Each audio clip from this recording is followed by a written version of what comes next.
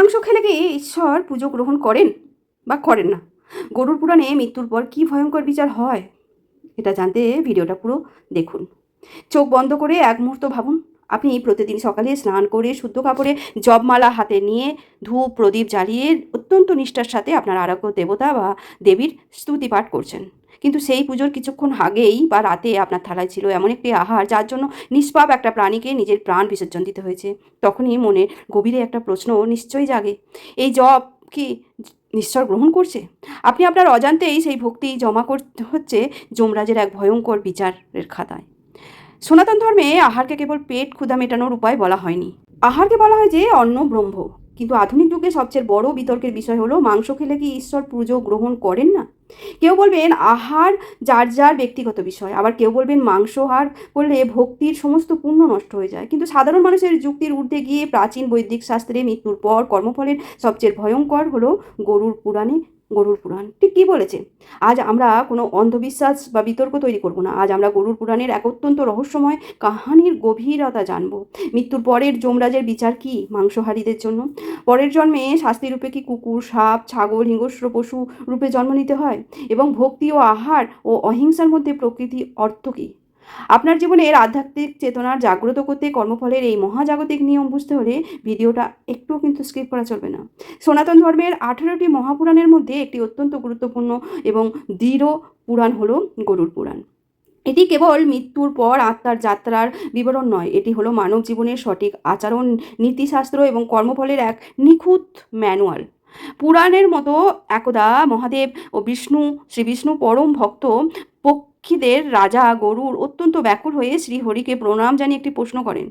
গরুড় বলেন, হে জগৎপিতা, এই মর্তলোকের মানুষদের আয়ু বাড়াতে, ধন সম্পদ পেতে এবং মোক্ষ লাভের আশায় অগণিত পুজো অর্চনা যজ্ঞ এবং ব্রত পালন করে, কিন্তু একই সাথে তারা নিজেদের স্বাদের জন্য পশুর মাংস ভক্ষণ করে বা অন্য প্রাণীর হিংসা করে।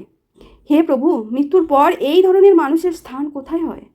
তারা যে পুজো অর্চনা করে, আপনি কি তা গ্রহণ করেন? নাকি তাদের করা সমস্ত পুণ্যকর্ম তাদের এই আহারের পাপের নিচে চাপা পড়ে যায়?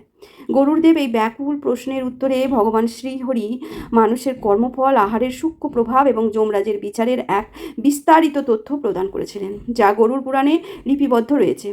শ্রী বিষ্ণু যা বলেছেন তা শুনলে যে কোনো সাধারণ মানুষের গায়ের পশম খাড়া হয়ে যাবে। এই বিষয়টি আরও স্পষ্টভাবে বুঝতে গরুড় পুরাণের এক ধার্মিক রাজা সুমিতের কাহিনী বর্ণনা করা হয়েছে। রাজা সুমিত ছিলেন একজন অত্যন্ত সৎ ব্যবহারকারী এবং ধর্মীয় শাসক। তিনি রাজকোষের অর্থ দিয়ে অনাথ আশ্রম বানিয়েছিলেন, পণ্ডিতদের দান করতেন এবং প্রতিদিন রাজপ্রাসাদে ধুমধাম করে ভগবান বিষ্ণুর পূজা করতেন। তার ভক্তি দেখে মনে হতো মৃত্যুর পর স্বর্গের অপ্সরারা তার জন্য ফুলের মালা নিয়ে আসবেন। কিন্তু রাজা বাবুর একটি মাত্র মারাত্মক অভ্যাস ছিল, তিনি মাংসাহার অত্যন্ত পছন্দ করতেন। শিকার করে হোক বা পশু বলি দিয়ে প্রতিদিন তার থালায় বিভিন্ন প্রাণীর মাংস পরিবেশন করা হতো। সুমিত ভাবতেন, আমি তো রাজা, তাছাড়া আমি তো এত পুজো করি, এত দান করি, আমি ক্ষুদ্র পশুর রক্তের আমার কি ক্ষতি হবে? সময় পেরিয়ে গেল, একদিন সুমিতের মৃত্যু এলো। রাজা ভাবলেন বিষ্ণুর দূতেরা তাকে সোনার রথে করে বৈকুণ্ঠে নিয়ে যাবেন, কিন্তু না, রাজপ্রাসাদে তার প্রাণবায়ু বেরিয়ে যাওয়ার সাথে সাথেই সেখানে উপস্থিত হলো ভয়ঙ্কর রূপধারী যমদূতেরা। তাদের হাতে ছিল লোহাদণ্ড সহ এবং শক্ত শিকল। তারা সুমিতের আত্মাকে বেঁধে হিঁচড়ে টানতে টানতে নিয়ে চলল অন্ধকার দিকে যমলোকের পথে। রাজা সুমিত চিৎকার করে বলেন, আমাকে কোথায় নিয়ে যাচ্ছ? আমি তো সারা জীবন বিষ্ণুর পূজা করেছি, হাজার হাজার মানুষকে খাইয়েছি, আমার মতো ভক্তকে কেন তোমরা এইভাবে কষ্ট দিচ্ছ? আমি তো এইভাবে কষ্ট পাওয়ার যোগ্য নই। যমদূতরা হাসলেন, সেই হাসি ছিল মৃত্যুর চেয়েও ভয়ঙ্কর। তারা বলল, হে রাজা, তুমি পৃথিবীর মানুষকে দেখানোর জন্য পুজো করেছো, কিন্তু তোমার জীবের স্বাদের জন্য অগণিত নিরীহ প্রাণীর রক্ত ঝরে গেছো। তুমি যাদের মাংস খেয়েছো তারা আজ যমরাজের বিচারে তোমার রক্ত ও মাংসের হিসেব চাইবে। যমলোকে পৌঁছে রাজা সুমিতকে যখন যমরাজের সামনে উপস্থিত করা হলো, তখন যমরাজ চিত্রগুপ্তকে বললেন, সুমিতের হিসেব বের করো। চিত্রগুপ্ত বললেন, প্রভু, সুমিতের পুণ্যের পাল্লা অত্যন্ত ভারী, সে প্রচুর মন্দির তৈরি করেছেন, বেদ পাঠ শুনিয়েছেন, প্রতিদিন পরমেশ্বরের পুজো করেছেন।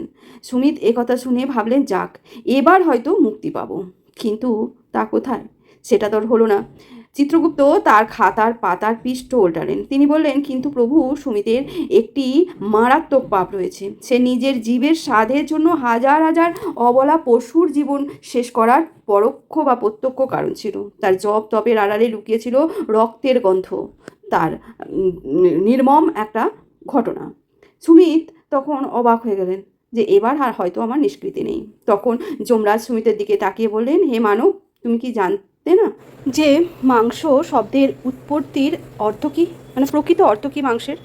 মাংস শব্দের বৈদিক অর্থ হলো, গরুর পুরাণে যমরাজ মাংস শব্দের একটি অদ্ভুত ভয়ঙ্কর ব্যাখ্যা দিয়েছেন। সেই ব্যাখ্যাটা শুনলে সত্যি শিউরে উঠতে হয়।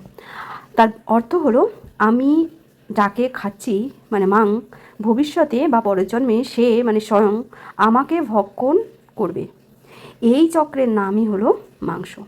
যমরাজ বললেন, তুমি যে প্রাণীকে হত্যা করে খেয়েছ সেই প্রাণী আত্মাও পরমাত্মার অংশ। তুমি তোমার বাহ্যিক পুজো দিয়ে ভগবানকে প্রসন্ন করার চেষ্টা করেছিলে, কিন্তু ভগবানের সৃষ্টি জীবকে হত্যা করে তার হৃদয়ে আঘাত দিয়েছিল। কোনো পিতা তার এক সন্তানকে কেটে অন্য সন্তানের থালায় দিলে প্রসন্ন হন? তাই তোমার পূজা অর্চনা নিষ্ফল হয়েছে। গরুর পুরাণ অনুযায়ী সুমিতকে রৌভ এবং কুম্ভীপাক নামক নারকীয় শান্তি ভোগ করতে হয়েছিল। সেখানে তাকে ফুটন্ত তেলের কড়াইতে ফেলা হয় এবং যেই সব পশুকে খেয়েছিল তারাই এসে তার শরীর থেকে মাংস খুবলে খুবলে খেতে শুরু করে। এখানে একটি অত্যন্ত সূক্ষ্ম এবং গভীর প্রশ্ন ওঠে, তাহলে কি মাংস খেলে ঈশ্বর পুজো একবারই গ্রহণ করে না? এই প্রশ্নের উত্তর গরুর পুরাণ এবং শ্রীমদ্ ভগবদ্ গীতায় খুব সুন্দরভাবে দেওয়া হয়েছে। আহার এবং মনের সূক্ষ্ম শক্তি এখানে বলা হয়েছে, যে যা হলো উপনিষদে বলা হয়েছে আহার সৌদ্ধ তত্ত্ব শুদ্ধি। অর্থাৎ আমরা যে আহার গ্রহণ করি তা কেবল আমাদের পেটে যায় না, তা সূক্ষ্ম শক্তি বা ফোকাসের দিকে আমাদের মনে এবং মস্তিষ্কেও প্রবেশ করে।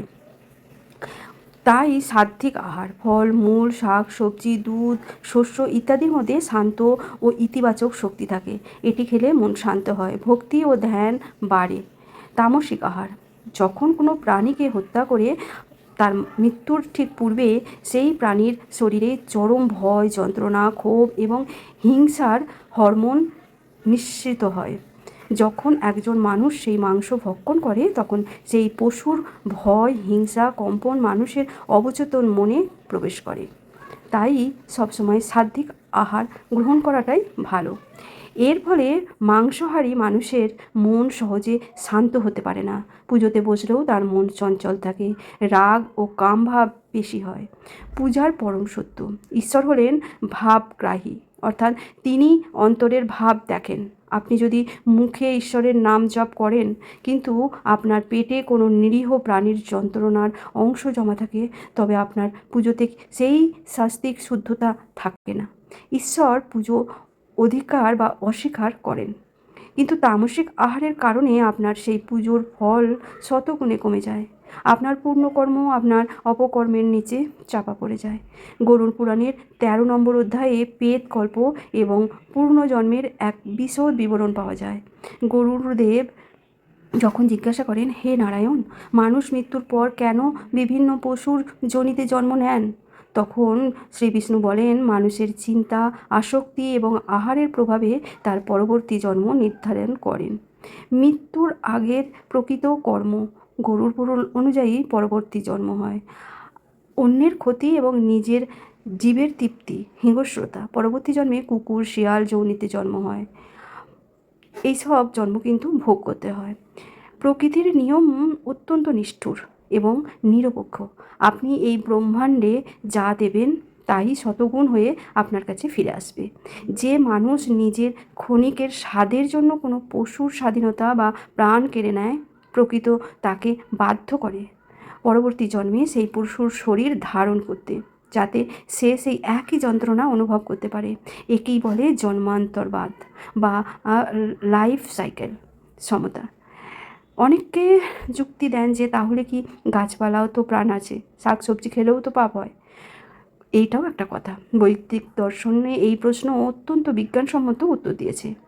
উদ্ভিদ কেবল এক জ্ঞান এবং স্পর্শের চেতনা থাকে। তাদের কেন্দ্রীয় স্নায়ুতন্ত্র বা অনুভূতি প্রকাশের ক্ষমতা থাকে না, কিন্তু পশু পাখির মধ্যে পঞ্চজ্ঞান এবং ব্যথার তীব্র অনুভূতি থাকে। তারা ভয় পায়, কান্না করে এবং নিজের প্রাণ বাঁচানোর জন্য আকুতি জানায়।